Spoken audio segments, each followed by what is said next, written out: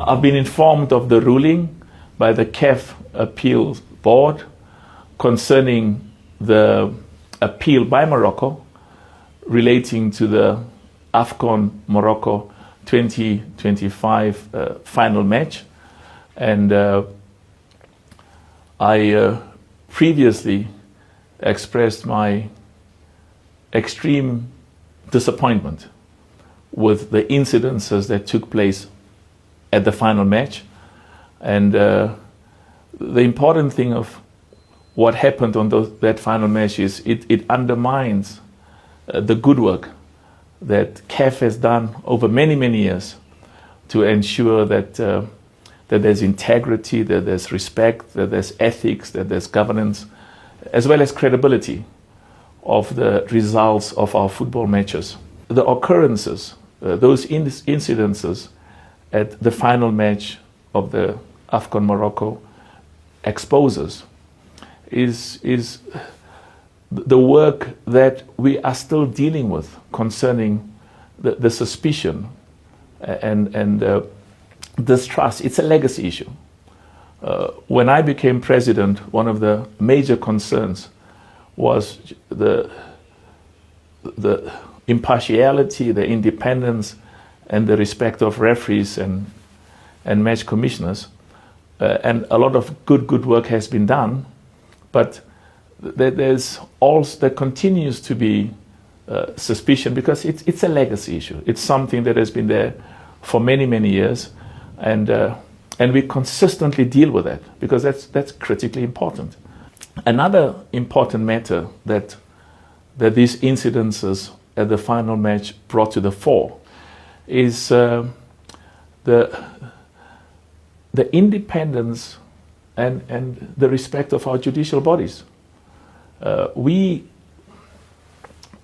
In choosing the members of our judicial bodies, we followed a different path, different from what had been the case before.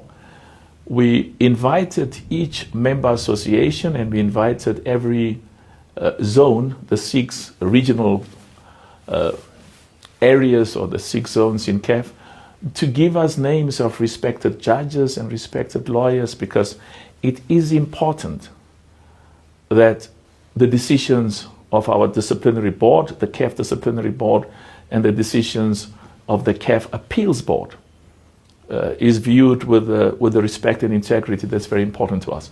So if you look at the composition of those bodies, they reflect some of the most respected lawyers and judges on the continent. And but we will still have to deal with this, with the perceptions and the concerns about the integrity. It's an ongoing issue. We are very clear at CAF that we are enormously committed to ensure that not only in terms of what we do, because we've implemented best practices. We've identified judges and lawyers from every region, from every zone from the 54 countries in Africa, to make sure that these are people who have integrity and have a track record. And partly the independence is reflected by the decisions that were taken by the 2 bodies. The CAF disciplinary board took one decision. The CAF appeals board took a totally different position. And I'm told that that Senegal is going to appeal, which is very important. Every one of the 54 nations in Africa have a right to pursue their appeals and their advance interests, not only at the highest level in Africa, in CAF, but also the highest body, which is the CAS. And we will adhere and respect the decision that's taken at the highest level. A critical factor is that not a single country in Africa will be treated in a manner that is more preferential or more advantageous or more favorable than any other country on the African continent. We take what has happened at the final match in Morocco during the AFCON, the Total Energies CAF Morocco 2025, we take it very, very seriously.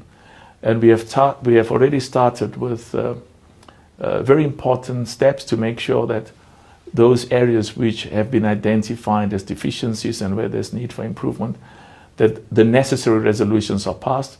We have very high standards that we set for ourselves.